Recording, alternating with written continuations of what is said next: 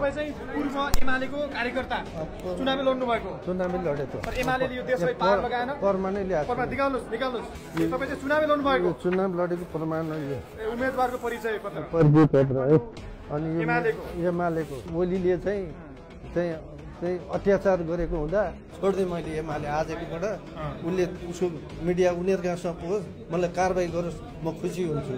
ओलीको कानमा पुग्नै पर्छ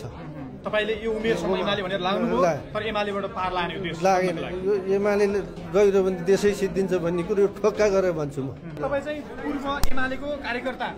चुनावी लड्नु भएको चुनावी लडेको तर एमालेले यो देशलाई पार लगाएन परमानै ल्याएको प्रमाण निकाल्नुस् दर्शकबिन उहाँ एमालेको पूर्व कार्यकर्ता भनौँ उहाँ चुनावीमा पनि सहभागी हुनुभएको हुँदो रहेछ र यो एमालेले विशेष गरेर पुराना दलहरूले यो देश बनाउन सकेनन् नि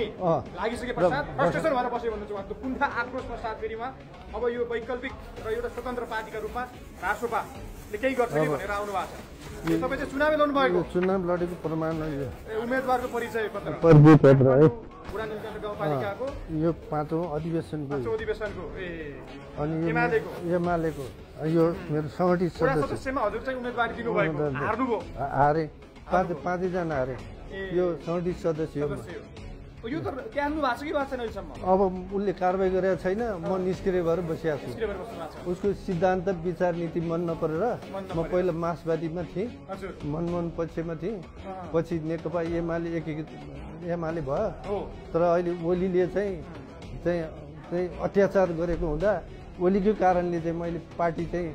परित्याग भने परिस्थिति परित्यागै हो म सहभागी भएको छैन र अहिले उनीहरूले बोलाइरहेछ जिल्लामा जाने कहाँ जाने भनेर म कहीँ पनि जान्न मलाई यो पार्टी ठिक लाग्दैन भनेर अहिले राष्ट्रिय स्वतन्त्र पार्टी चाहिँ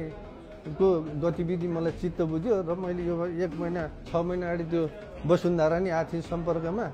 अनि तोसीमा कार्कीलाई चाहिँ मैले भेट्न निकै इच्छा गरेको थिएँ म पनि कार्कीकै नाताले उहाँलाई भेट्ने थिएँ राष्ट्रसभाको सदस्य लिनु भएको छ कि लिनु भएको छैन लिएको छैन अब यसलाई एमालेको त्याग्नुहुन्छ त अब एमाले त त्यागेरै बसिया हो तर आधिकारिक रूपमा चाहिँ कानुनी प्रक्रियाका तरिकाले उनीहरूले कारबाही गरेको छैन मैले छोडेको छैन अब मैले चाहिँ आज चाहिँ हस्ताक्षर गर्न आउने हो उहाँलाई उहाँ क्षेत्रीय कमिटीको उहाँ चाहिँ एमालेकै उहाँले सदस्य भरिसक्नु भयो